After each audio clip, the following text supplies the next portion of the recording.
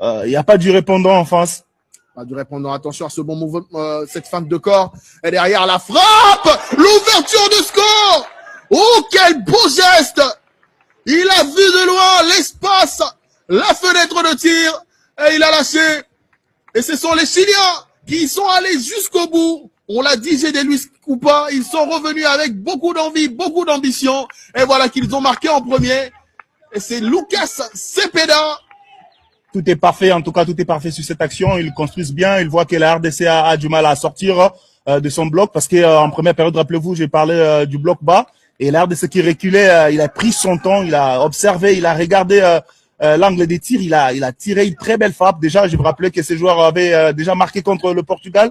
Un très bon joli tir là. C'est plutôt Dario Osorio. D'une belle frappe du pied gauche. Et attention, il faut rester concentré avec ce coup franc. Dans les 20 mètres. Et c'est Mathias Sepulveda, le joueur de 27 ans, sociétaire de Lanús en Argentine,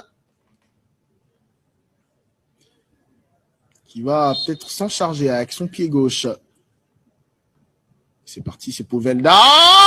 Et voilà. Il le lance bien dans les filets. Exactement. Et c'est le deuxième but pour le Chili. Et c'est bien sûr la série sur le gâteau. J'ai des Luis Coupa.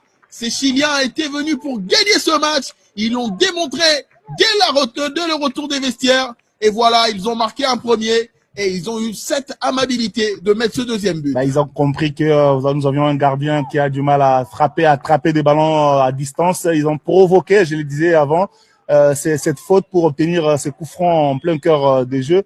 Et ils ont, voilà, c'est toujours le même joueur qui s'est fait justice. Il a très bien placé le ballon. Il a obtenu ce coup franc. Et il a cherché vraiment la lucarne.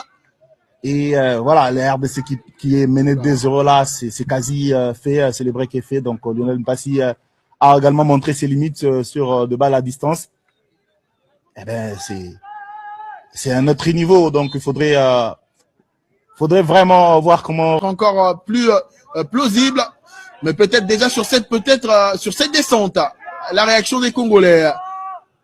On réussit à entrer dans la surface. Voilà. Et oui, la réduction du score avec la manière, avec de l'envie. Joris Kayembe pour le 2-1. Encore une fois, Joris Kayembe qui est venu se présenter dans la surface de réparation avec une belle patte gauche. Il a trouvé voilà cette belle frappe enroulée qui n'a pas donné la possibilité au gardien chilien d'aller chercher. Et c'est comme ça il fallait peut-être